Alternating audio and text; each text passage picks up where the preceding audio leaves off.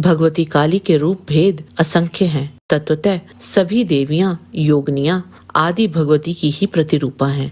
तथापि इनके 8 भेद मुख्य माने जाते हैं। इनमें भद्रकाली, शमशान काली, दक्षिणा काली और महाकाली, ये 4 भेद विशेष रूप से प्रसिद्ध हैं। तंत्र ग्रंथों के अनुसार ये 4 रूप इतने शक्तिशाली हैं कि जिनकी आप कल्पना भी नहीं कर सकते। देवी काली के इन 4 रहस्यमयी रूपों को विस्तार से जानने के लिए इस वीडियो के अंत तक बने रहें।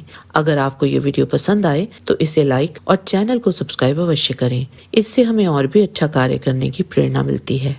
दक्षिणा काली, भगवती का ये रूप दक्षिणा काली क्यों कहलाया गया? इस संबंध में शास्त्रों में विभिन्न मत प्रस्तुत किए गए हैं, जो संक्षेप में इस प्रकार हैं। निर्वाण तंत्र के अनुसार दक्षिण दिशा में रहने वाले सूर्य पुत्र यम काली का नाम सुनते ही भयभीत होकर दूर भाग जाते हैं, अर्थात कि काली उपासकों को नरक में नहीं ले जा सकते। इसी कारण भगवती को दक्षिणा काली कहते हैं। अन्य मतानुसार सर्वप्रथम दक्षिणा मूर्ति भैरव ने इनकी आराधना की थी, अतः भगवती को दक्षिणा काली कहते हैं।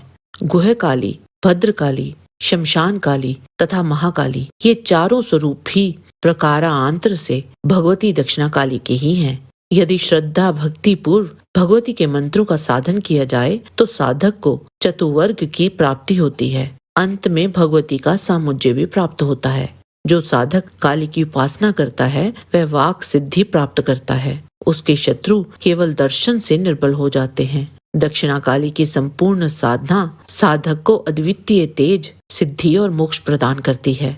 शमशान काली, भगवती काली को शमशान वासिनी कहा गया है। शमशान का लौकिक अर्थ है जहाँ मृत प्राणियों के शरीर जलाए जाते हों, परंतु देवी के निवास स्थल के संबंध में शमशान शब्द का ये अर्थ लागू नहीं होता है। पंच महाभूतों का चिद ब्रह्मा में लय होता है। भगवती आद्या काली चिद ब्रह्मा स्वरूपा है।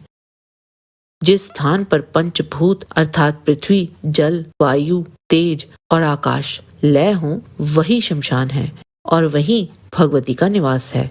भगवान शिव प्रकृति अर्थात महाभूत हैं तथा अस्थि, कंकाल आदि उज्ज्वल वर्ण सत्व गुण के बोधक हैं, अर्थात शमशान में महाभूत शिव शव मुंड आदि के रूप में तथा अस्थि, कंकाल आदि सत्व गुण के रूप में उपस्थित रहते हैं। शिव से जब शक्ति पृथक हो जाती है तो वह शव मात्र रह जाता है, अर्थात जिस प्रकार शिव का अंश स्वरूप जीव शरीर प्राण रूपी शक्ति के हट जाने पर मृत्यु को प्राप्त होकर शव हो जाता है, उसका भौतिक शरीर शव की भांति निर्जीव हो जाता है। उस स्थिति में भगवती आद्या शक्ति उसको अपना आसन बनाती है